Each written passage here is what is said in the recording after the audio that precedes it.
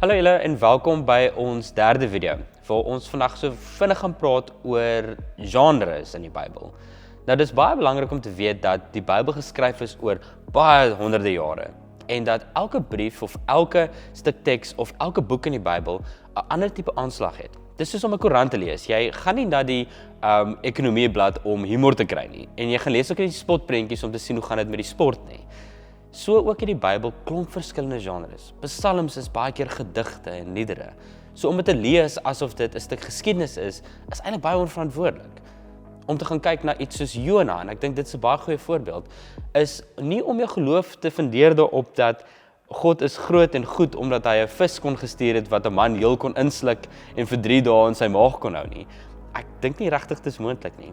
Maar as ek dieper kyk na Jona, sal mens agterkom dat dit 'n gedig is. Eintlik 'n satiriese gedig. En Jona is so mooi aangesit waar dit in 4 dele opgedeel is, waar deel 1 presies rym met deel 4 en deel 2 en 3 ook dieselfde paar rym gebruik. En wanneer ons hierdie gedig op so 'n manier lees en ons Jona sien as 'n satire is 'n tipe van 'n kommentaar op die tyd of 'n kommentaar op hoe die mens se hart werk wanneer God ons stuur, dan kom ons by 'n baie dieper betekenis uit.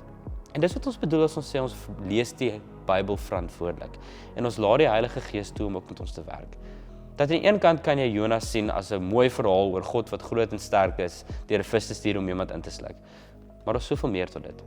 Wanneer jy die gedig in dit raak sien of die digkuns daarin raak sien en sien dat dit satire is en eintlik so 'n bietjie spottend gewys praat met hoe ons weghardloop as God ons roep, kom ons by 'n baie dieper plek uit waar jy dalk vir jouself kan vra, Here, is ek soms soos Jona wat wegdraai na waar U my heen stuur?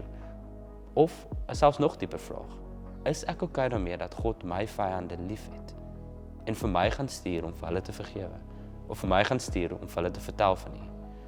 Hierdie is baie dieper vrae en dit is juist waar die Heilige Gees dieper met ons werk. Die stap wat ons moet neem is om vas te stel watter genre in die Bybel is ons mee besig.